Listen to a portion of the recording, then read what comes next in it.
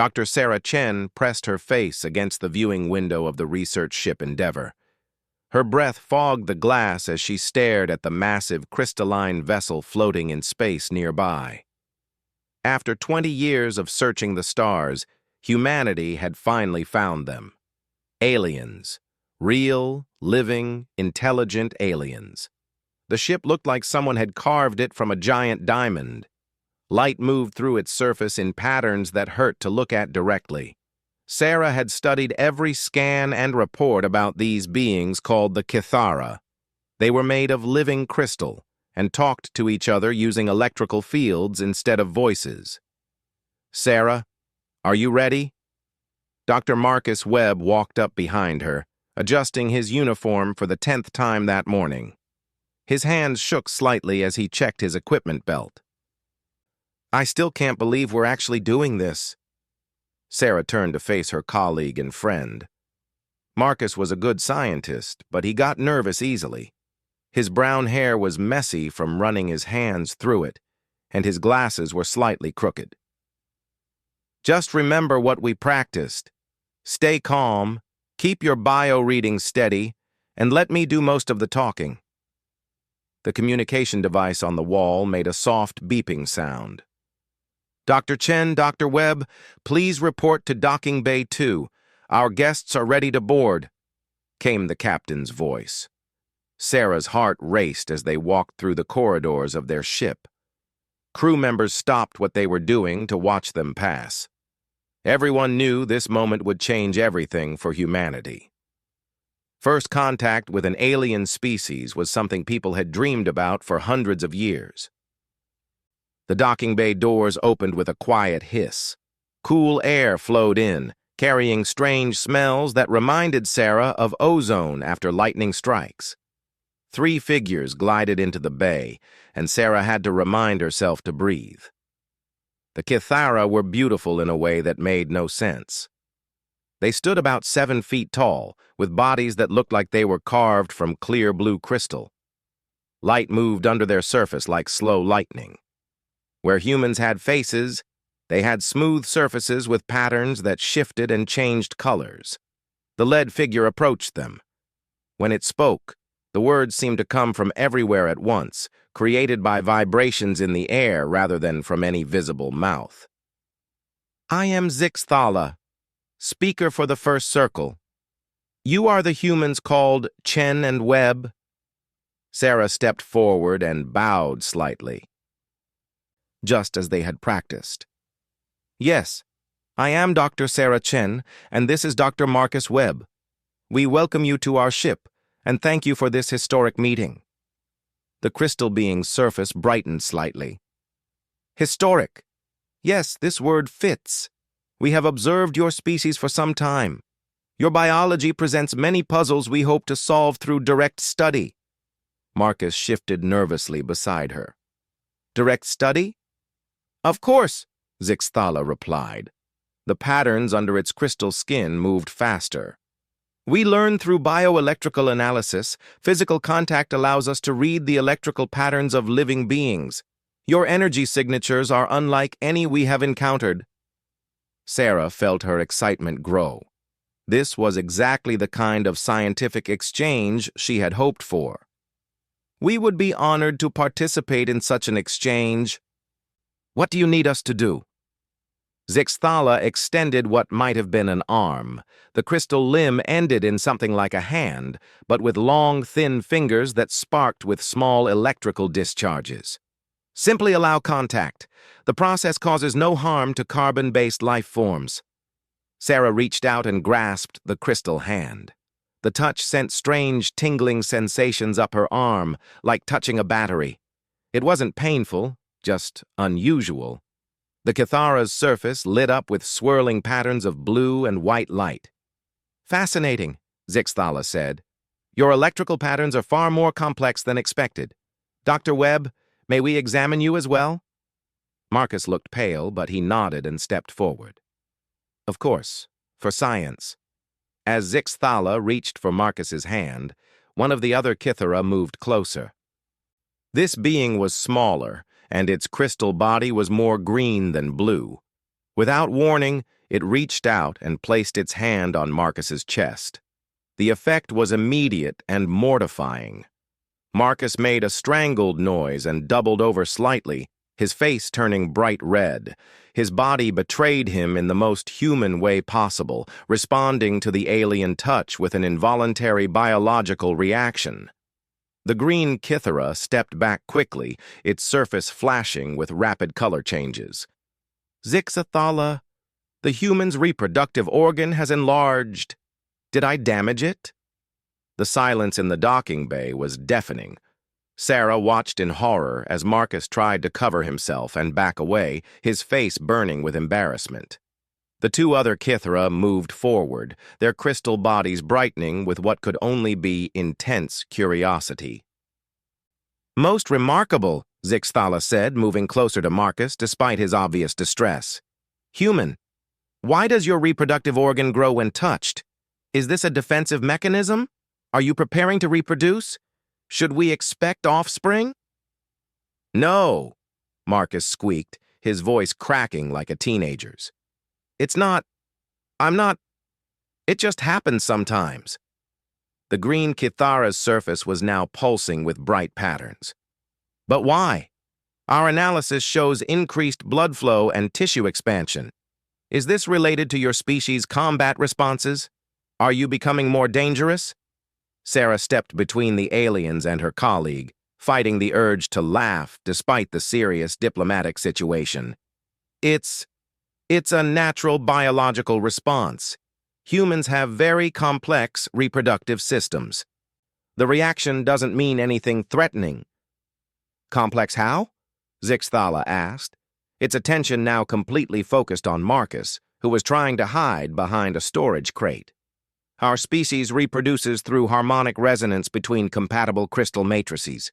There is no physical expansion involved. What purpose does this serve?" Marcus peeked out from behind the crate. "It's complicated. Can we maybe discuss this later, in private, after I've had a chance to recover?" The third Kythera, who had remained silent, suddenly spoke up. Its voice was higher-pitched than the others. "Speaker Zixathala, the human shows elevated stress indicators. His electrical field is chaotic.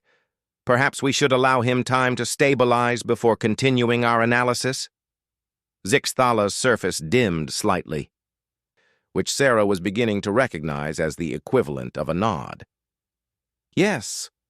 We apologize if our curiosity has caused distress. We will return to our ship and allow you time to prepare for more detailed biological discussions." As the three Kythera glided out of the docking bay, Sarah heard Zixathala saying to the others, "Most fascinating species. We must learn everything about this expansion response. The implications for their evolutionary development could be significant." When they were finally alone, Marcus slumped against the wall and covered his face with his hands. "Sarah, I think I just created the most embarrassing first contact incident in human history." Sarah patted his shoulder gently. "Don't worry, Marcus. I think this is just the beginning of a very interesting cultural exchange." Neither of them realized that this awkward moment would soon become humanity's greatest advantage among the stars. 3 days had passed since the embarrassing first contact incident, and Sarah found herself in the most unusual scientific discussion of her career. The conference room aboard the Endeavour had been modified with special crystal platforms for the Kythera delegation. Zixathala sat across from her, its crystalline body dim with what she had learned was their version of deep concentration. Marcus had finally gotten over his initial embarrassment and now sat beside Sarah with a thick folder of biological charts and diagrams. His face was still slightly red whenever the topic of human reproduction came up, but his scientific curiosity had won out over his shame. "So you are telling us," Zixathala said slowly, "that humans require 2 separate individuals to reproduce, and that the process involves physical joining of bodies?" Sarah nodded, pointing to a simplified diagram on her tablet. "Yes, that's correct. Humans have 2 biological sexes, and reproduction requires genetic material from both a male and a female. The green Kithara, who had introduced itself as Veltar, leaned forward eagerly. And the expansion response we observed in Dr. Webb is part of this process? Marcus cleared his throat. Well, yes. It's the body preparing for reproduction. But it doesn't always mean reproduction will happen. The response can be triggered by various stimuli, not just reproductive situations. Various stimuli? The third Kithara, Chiren, spoke up. Such as?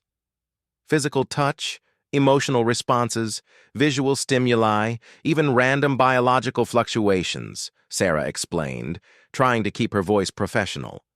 Human sexuality is connected to emotion and psychology, not just biology. The three Kithara exchanged rapid flashes of colored light through their crystal bodies. Sarah had learned this was their equivalent of excited conversation. This is unprecedented, Zixthala finally said. In our travels through the galaxy, we have studied 17 different intelligent species. None have reproductive systems connected to psychological states. Veltar's green surface pulsed with bright patterns. Tell us about these emotions. How do they affect biological functions? Sarah leaned back in her chair. Realizing she was about to explain one of humanity's most complex aspects to beings who had no concept of feelings. Emotions are chemical and electrical responses in our brains that affect our entire body. They can make our hearts beat faster, change our breathing, alter our decision-making, and yes, trigger reproductive responses. Even when reproduction is not intended? Chiren asked.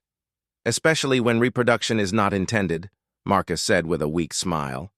Human biology doesn't always match human intentions. Zixthala stood and began pacing around the crystal platform, its body brightening with excitement. This explains so much about your species' behavior patterns. We have observed your historical records, your art, your literature.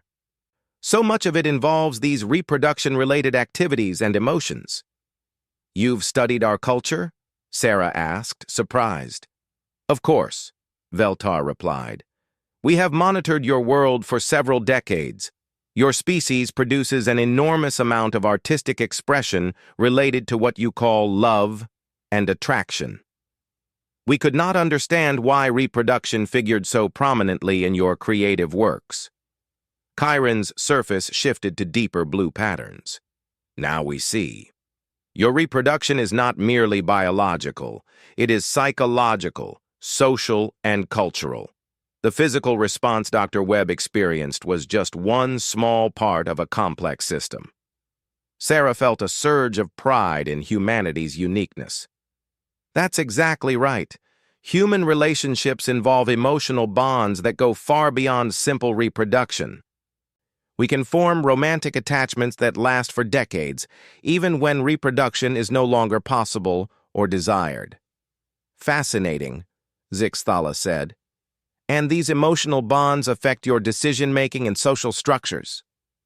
Absolutely, Marcus replied, warming to the subject. Love and attraction drive much of human behavior.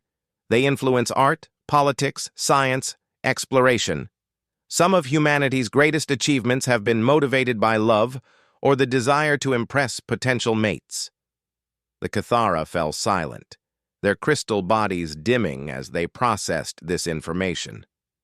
Sarah could almost see them recalculating everything they thought they knew about human civilization. Speaker Zixthala, Veltar said quietly, if human reproduction is this complex, what other aspects of their biology might we be misunderstanding? Zixthala turned to face the humans. Dr. Chen, Dr. Webb, would you be willing to participate in a more comprehensive biological and psychological study? We wish to understand how your species' emotional complexity affects other aspects of your physiology. Sarah exchanged glances with Marcus. This was the opportunity of a lifetime. What would such a study involve? We would need to examine your responses to various stimuli, not just physical touch but also psychological triggers. Images, sounds, memories, social interactions. We want to map the connections between your minds and your bodies. Marcus shifted uncomfortably. Would this involve more embarrassing situations? Kyren's surface brightened with what Sarah was learning to recognize as amusement. Dr. Webb, we are scientists. To us, your biological responses are simply data points. There is no concept of embarrassment in our species. That must be nice, Marcus muttered. Zixthala moved closer to their table.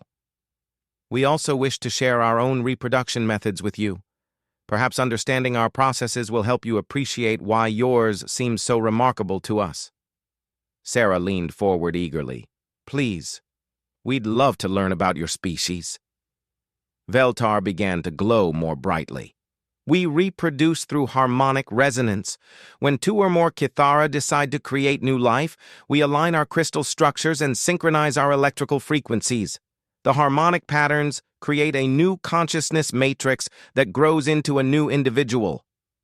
There are no emotions involved, Marcus asked. No emotions, no physical contact, no psychological complexity, Zixthala explained. We choose reproduction partners based on compatible crystal resonances and genetic optimization. The process is purely logical. Kyren's surface pulsed with rapid patterns. But now we wonder, could there be benefits to your emotional approach that we have not considered? Your species has achieved remarkable adaptability and creative problem-solving capabilities. Perhaps these traits are connected to your complex reproductive and emotional systems. Sarah felt her excitement growing. That's an interesting theory. Human emotional complexity does drive innovation and adaptation. We often make scientific breakthroughs because we're motivated by curiosity, love, competition, or even frustration. Emotions that are rooted in your reproductive and social systems, Zixthala observed. Exactly, Marcus said, his embarrassment finally giving way to scientific fascination. Our sex drive doesn't just make us reproduce. It makes us take risks, explore new territories, create art, compete with each other, form alliances. It affects everything we do. The three Kithara began flashing rapid patterns of light between each other again. Sarah could sense their growing excitement about this discovery. Dr. Chen, Zixthala said finally, we believe your species may possess capabilities that could be valuable to the galactic community. Would you be willing to travel to our homeworld to conduct more extensive studies? Sarah's heart raced. You want to take us to meet your entire civilization? Yes, Veltar replied, and perhaps introduce you to representatives of other species as well. Your unique biology and psychology may offer solutions to problems that have puzzled the galaxy for generations. Marcus looked at Sarah with wide eyes. Are you thinking what I'm thinking? Sarah grinned. That the most embarrassing moment in human history might turn out to be the most important. The galactic community has much to learn from humanity, Zixthala said, and perhaps humanity has much to offer in return. As they began planning for the journey to the Kithara homeworld, Sarah realized that what had started as an awkward biological incident was becoming humanity's first step toward finding their place among the stars. Their complexity, their emotions, their messy and embarrassing biology might just be exactly what the galaxy needed. The Kithara homeworld was unlike anything Sarah had ever imagined. Massive crystal cities rose from the surface like geometric mountains, their surfaces alive with flowing patterns of light. The Endeavor had been docked at a scientific station orbiting the planet for 2 weeks now, and each day brought new surprises. Today's surprise was standing in front of her in the form of 3 very different alien species, all staring at her and Marcus with expressions ranging from disgust to fascination. So these are the humans, rumbled General Thokvar of the Valorian Empire. The massive warrior stood nearly 9 feet tall, his thick gray skin covered in ritual battle scars. His 4 arms were crossed over his broad chest, and his small black eyes glared down at the 2 scientists. They look even weaker than the report suggested. Sarah kept her face neutral despite the insult. The Valorians were known throughout the galaxy as proud warriors who respected only strength and honor. Showing emotion now would only confirm their low opinion of humanity. Beside the Valorian stood a very different creature. Dr. Nexus 7745 was a cerebroid, one of the galaxy's most logical species. Its gray, oversized head was completely hairless, and its large black eyes showed no emotion whatsoever. When it spoke, its voice was flat and mechanical. Weakness is not the primary concern, Nexus 7745 stated. The reports indicate these beings make decisions based on irrational emotional impulses. This represents a fundamental flaw in cognitive processing. The third alien was perhaps the strangest of all. Elder Flishta of the Empathic Collective appeared to be made of flowing golden liquid contained in a roughly humanoid shape. Unlike the others, it radiated warmth and curiosity. Now, Elder Flishta said in a voice like gentle music. Let us not judge too quickly. The Kithara have shared fascinating data about human psychological complexity. Perhaps what appears to be weakness is actually a different form of strength. General Thokvar snorted, a sound like a small explosion. Strength? These creatures allow their biology to control their behavior. In battle, such weakness leads to death. Zixthala, who had been observing silently, moved forward. General Thokvar, perhaps Dr. Webb could demonstrate the response we have been studying. It might help you understand the complexity involved. Marcus went pale. Now? Here? In front of everyone? Sarah put a hand on his shoulder. It's for science, Marcus. And diplomacy. Veltar approached Marcus slowly. Dr. Webb, may I attempt the same contact that triggered the response during our first meeting? Marcus closed his eyes and nodded. Just get it over with. When Veltar placed its crystal hand on Marcus's chest, the response was immediate. Marcus's body reacted just as it had before, and his face turned red with embarrassment. General Thokvar's reaction was instant and hostile. Disgusting. The creature cannot control its own body. How can such beings be trusted in any serious situation? Dr. Nexus 7745 tilted its large head.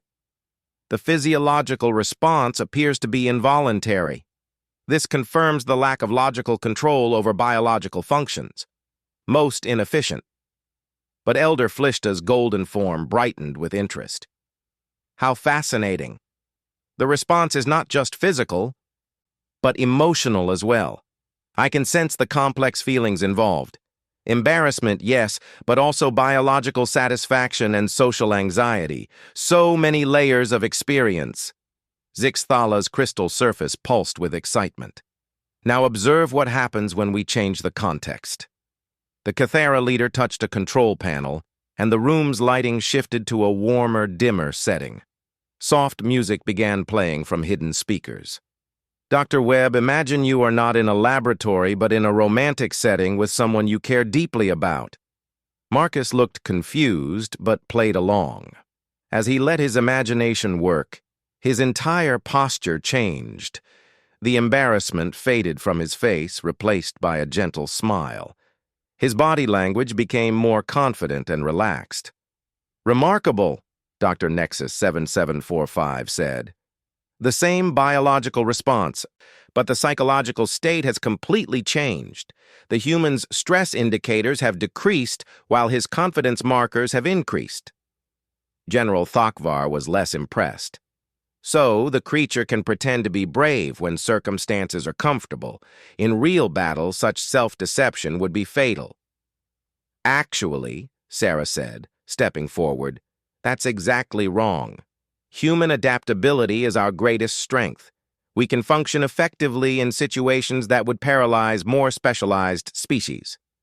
She activated her own tablet and displayed a series of historical records. Look at these examples.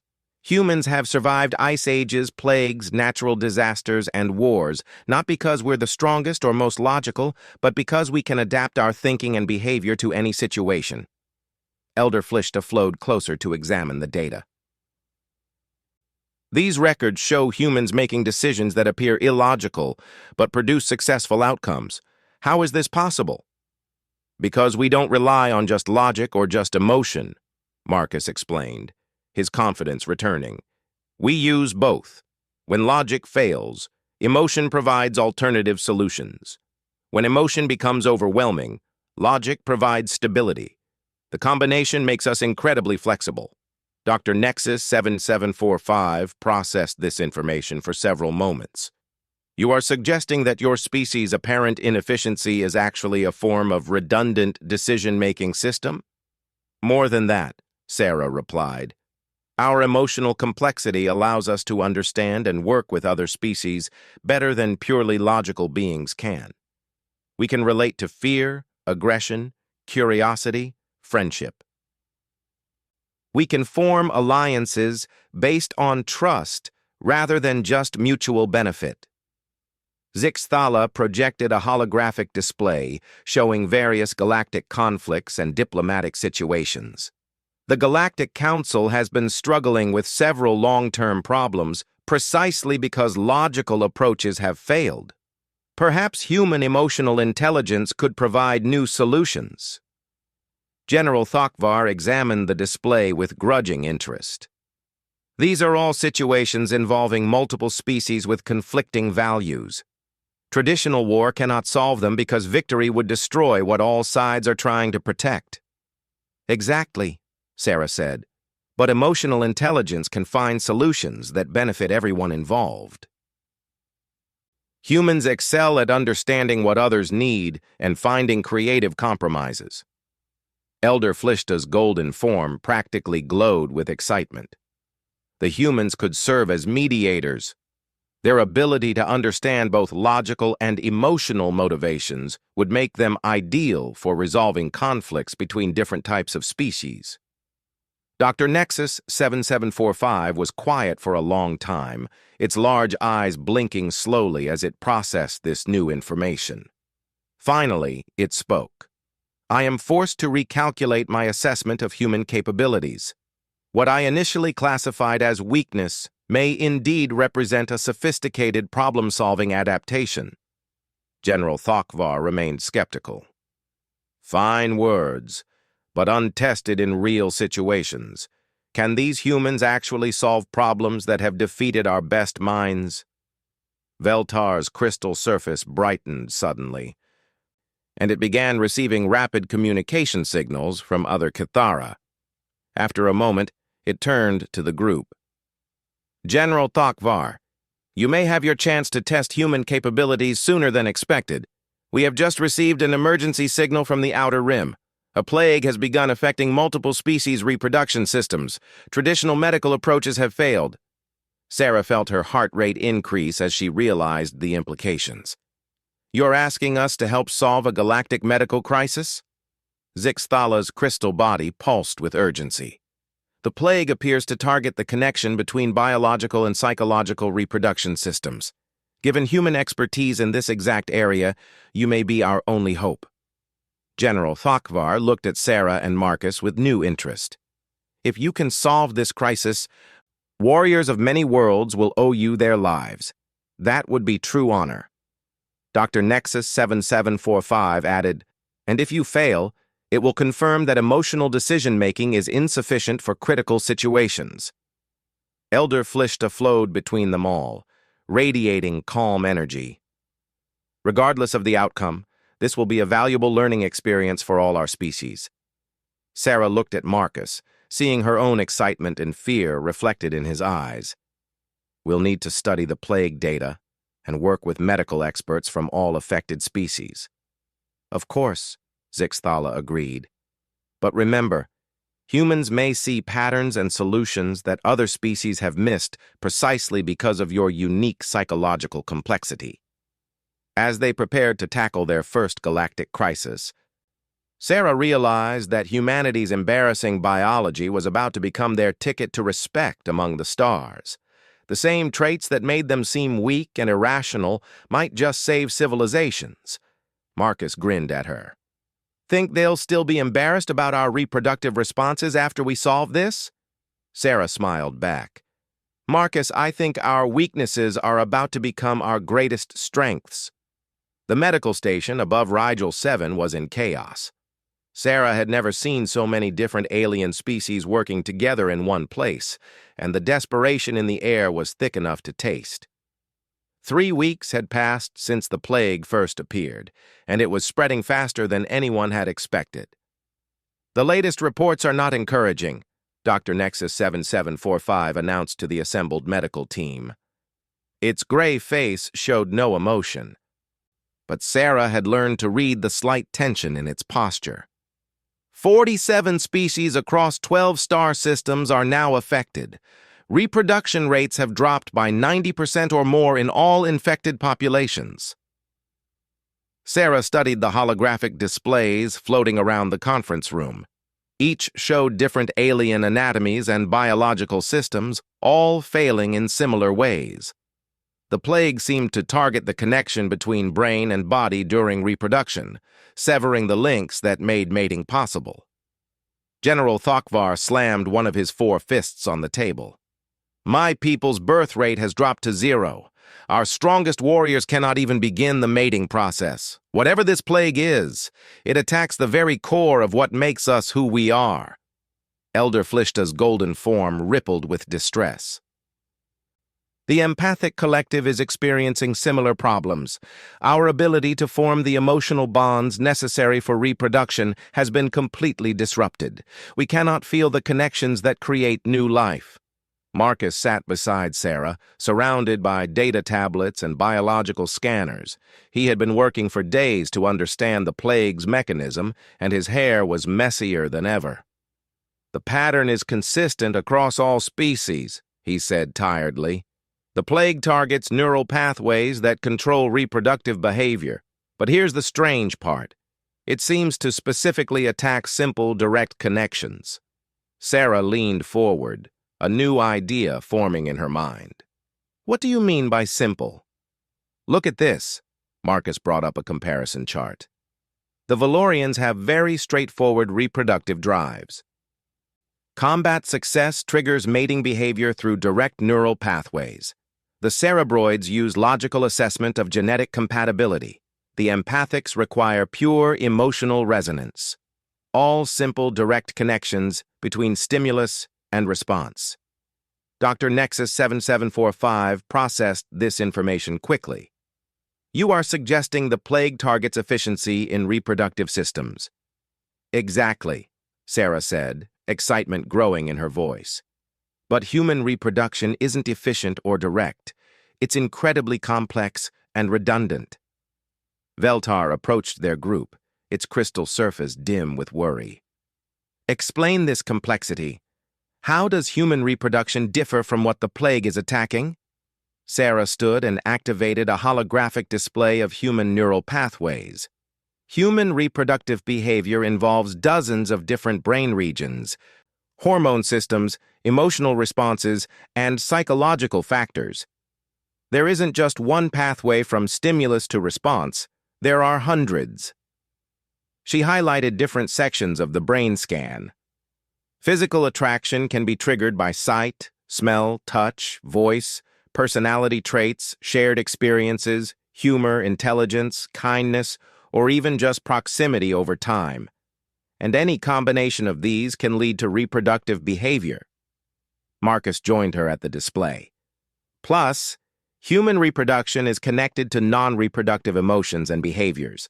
Love, friendship, social bonding, artistic expression, competitiveness, protection of others, they're all tied together in ways that make the system incredibly resistant to targeted attacks. General Thokvar studied the human brain scan with new interest. Your reproductive system has redundant pathways? Multiple redundancies, Sarah confirmed.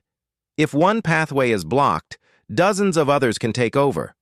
The plague might be able to sever direct connections, but it can't possibly target all the complex indirect routes humans use. Elder Flishta flowed closer to the display. But how does this help the rest of us? Our systems are already infected and failing. That's where human adaptability comes in, Marcus explained. We've been studying the plague samples and we think we understand how it works. It identifies the primary neural pathways used for reproduction and then disrupts the electrical signals that travel through them. Dr. Nexus 7745 tilted its large head. A logical approach for a biological weapon. Target the most efficient systems first. But human systems aren't efficient, Sarah said. They're messy, complex, and full of backup routes. More importantly, we think we can teach other species to develop similar backup pathways. The room fell silent as the implications sank in. Zixthala's crystal surface began pulsing rapidly. You believe you can help other species develop human-like reproductive complexity? Not exactly human-like, Marcus clarified. But we can help you develop alternative pathways that the plague hasn't learned to target. Emotional connections for logical species, logical frameworks for emotional species, and new combinations that don't exist naturally. Sarah activated another display showing her proposed treatment plans. For the Valorians, we could help you connect reproduction to protective instincts instead of just combat success. For the Cerebroids, we could introduce emotional variables into your logical mating calculations. For the Empathics, we could add intellectual compatibility requirements to your emotional bonds. General Thokvar looked skeptical. You want to change how our species reproduces? Not permanently, Sarah assured him. Just temporarily, until we can develop a cure for the plague itself. The new pathways would give your species the ability to reproduce while we work on eliminating the infection. Dr. Nexus 7745 was quiet for several minutes, processing the proposal. This approach is highly irregular. Introducing emotional variables into logical processes could cause significant cognitive disruption. But it might save your species, Marcus pointed out gently. And the cognitive disruption might actually be beneficial. Humans solve problems better than any other species, precisely because we don't rely on just one type of thinking. Elder Flishta's golden form brightened with hope. The collective is willing to attempt this approach. Our current situation cannot become worse, and the potential benefits are enormous. Veltar had been communicating with other Kithara through rapid light patterns. The Science Council has authorized full cooperation with this plan. Dr. Chen, Dr. Webb, what do you need from us? Sarah felt the weight of responsibility settling on her shoulders. We'll need to work with volunteers from each species. We need to map their current neural pathways, identify where the plague has caused damage, and then help them develop new connections. The process will require psychological training as well as biological intervention, Marcus added. Each species will need to learn new ways of thinking about reproduction and relationships. General Thokvar stood to his full imposing height. If this works, humanity will have the eternal gratitude of the Valorian Empire. But if you fail... We won't fail, Sarah said with more confidence than she felt. Human reproductive complexity isn't just about making babies. It's about adaptability, creativity, and finding solutions when simple approaches fail. Those are exactly the tools we need right now. Dr. Nexus 7745 approached her. Dr. Chen, I must admit that I significantly underestimated human capabilities. Your species' apparent weaknesses are revealing themselves to be sophisticated advantages. Sometimes the best solutions come from the most unexpected places, Sarah replied. Humanity's messy, embarrassing, overly complicated biology might just be what saves the galaxy. As they prepared to begin the most ambitious medical project in galactic history, Sarah looked around at the diverse group of aliens who were now depending on human expertise. The same reproductive complexity that had caused Marcus such embarrassment during first contact was about to become humanity's greatest gift to the stars. Marcus caught her eye and smiled. Remember when you said this might be the most important moment in human history? Sarah grinned back. I think we're about to prove that human biology isn't just important, it's essential. The work ahead would be difficult and dangerous, but for the first time since the plague began, there was real hope in the room. And it all started with humanity's wonderfully complex, beautifully inefficient, absolutely essential biological messiness. 6 months after the plague crisis began, Sarah stood in the Grand Assembly Hall of the Galactic Council. The massive chamber was filled with representatives from over 200 species, and every one of them was looking at her and Marcus with expressions of respect and gratitude that still felt surreal. The treatment program had been a complete success. Birth rates across the affected species had not only returned to normal levels, but had actually improved beyond their pre-plague numbers. The complex, redundant reproductive pathways that humans had helped other species develop proved to be more resilient and adaptive than their original systems. Dr. Chen, Ambassador Prime Kellox of the Council, spoke in the universal translation frequency. On behalf of all member species, we extend our deepest gratitude for humanity's contribution to galactic welfare. Sarah bowed respectfully. Thank you, Ambassador Prime. We are honored to have been able to help. Behind her, Marcus whispered, I still can't believe that my most embarrassing moment led to all this. The council chamber's main display activated, showing statistics from across the galaxy. Species that had been on the verge of extinction were now experiencing population booms. More importantly, the psychological changes introduced during treatment had led to unexpected benefits. General Thokvar approached the central platform, his massive frame moving with newfound grace. The proud Valorian warrior had volunteered for the first experimental treatment, and the results had amazed everyone. Dr. Webb, he rumbled, before your intervention, Valorian reproduction was linked only to combat prowess. Now our people can form mating bonds based on protection, nurturing, and shared purpose.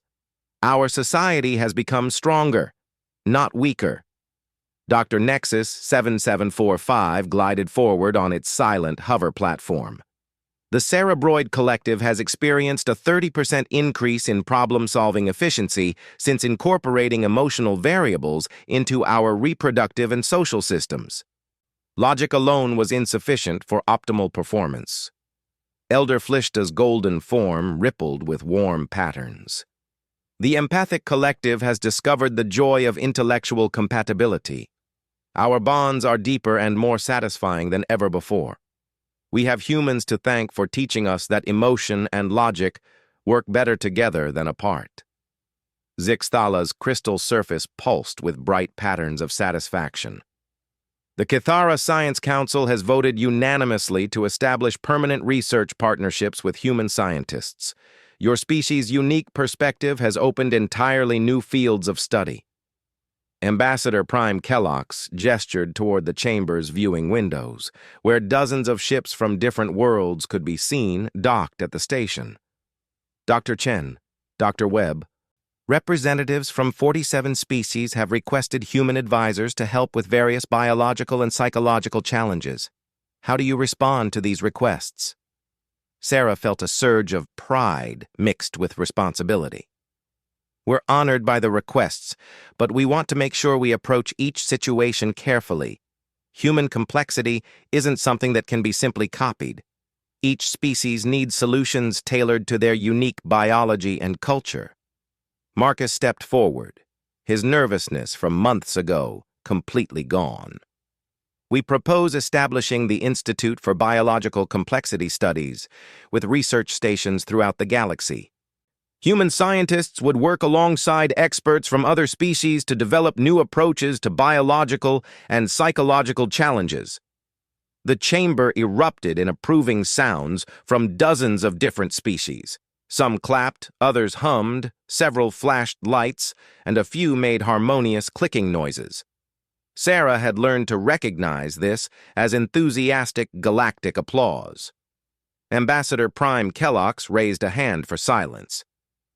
The Council approves this proposal unanimously. Earth will be designated as the galaxy's first center for advanced biological studies, and humanity will be granted full membership in the Galactic Council with special status as advisors for biological complexity. Sarah's heart raced as she realized what this meant. Full membership? But we've only known about the galactic community for less than a year. Veltar's green crystal surface brightened as it addressed her. Dr. Chen, most species require decades or centuries to demonstrate their value to galactic civilization. Humanity proved their worth in 6 months by solving a crisis that threatened all life in the galaxy. General Thokvar nodded approvingly. More than that, humans showed us that what we thought were weaknesses could be strengths. My people respect strength above all else, and humanity has shown us a new kind of strength we never recognized. Dr. Nexus 7745 added, human adaptability and emotional intelligence have proven to be sophisticated survival mechanisms. These traits represent evolutionary advantages that other species lack. Elder Flishta flowed closer to the platform. But perhaps most importantly, humans have taught us all to think differently about cooperation and understanding. Your species naturally sees solutions that benefit everyone involved. Ambassador Prime Kellox activated a new display showing various ongoing galactic challenges. The Council has identified 17 long-term problems that have resisted traditional solutions. We would like human teams to examine each of these situations and provide fresh perspectives. Sarah studied the list with growing excitement. Trade disputes, territorial conflicts, technological stagnation, social unrest, environmental crises, and communication barriers between incompatible species. Each problem represented an opportunity for humanity to prove that their unique perspective could benefit the entire galaxy. We accept, Sarah said without hesitation. But we want to make sure we're not just providing solutions. We want to teach other species how to think more flexibly themselves. Marcus grinned. After all, the goal isn't to make other species more human. It's to help everyone discover new ways of approaching problems.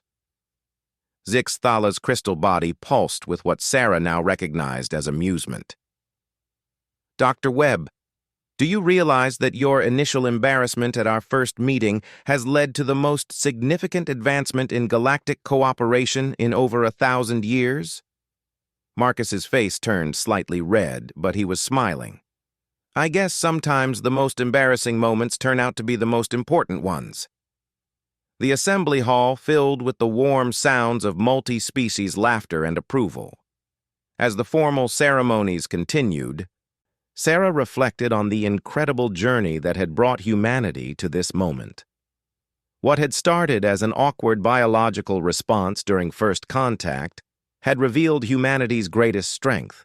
Their ability to find complex solutions through emotional intelligence, adaptability, and creative thinking.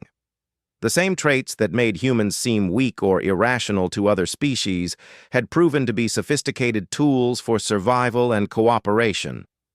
As the council session concluded and representatives from different worlds approached to discuss potential collaborations, Sarah felt a deep sense of satisfaction.